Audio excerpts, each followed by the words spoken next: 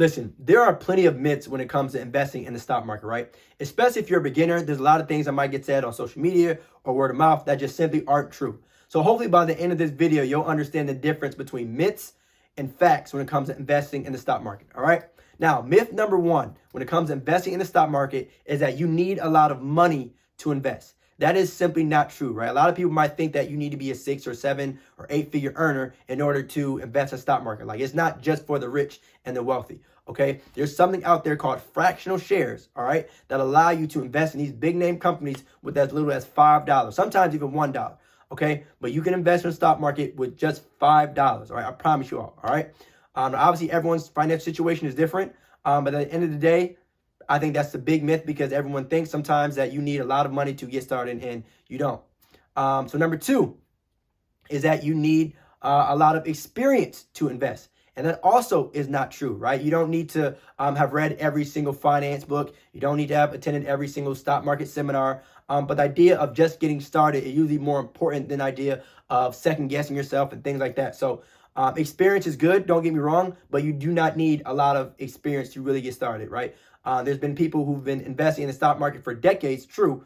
But regardless, you know, the idea of just getting started, y'all, is extremely, extremely important. So number three, another myth is that you need a lot of education to invest. Now, I want to be very, very careful with this. The reason why I say that is because the idea of needing formal education is not required, right? You don't need a bachelor's degree. You don't need your master's or anything like that in order to invest in the stock market, all right? And if you've never gone to college before, that is okay, all right? If you've never gone to college but still want to invest in the stock market, you can do that, all right?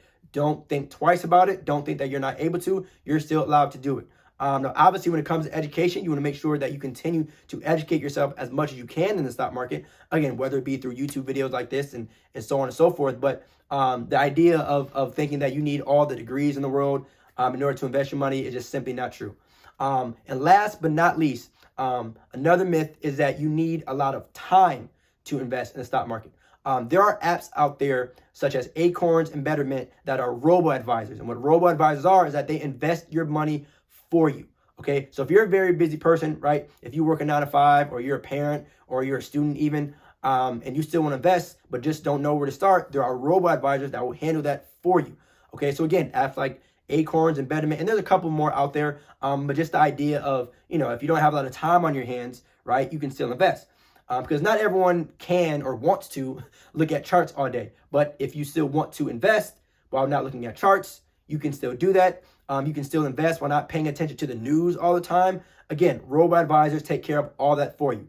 So there you have it for stock market myths. We have the idea that you don't need a lot of time to invest. You don't need a lot of money to invest. You don't need a lot of education to invest. And you don't need a lot of experience to invest. Okay? Now, obviously, you know, you want to take all those with a grain of salt and understand that, you know, you still want to have a sense of a great approach when it comes to investing. But those are myths that I just wanted to address and make sure that everyone understands you do not need all of those things in order to get started. All right.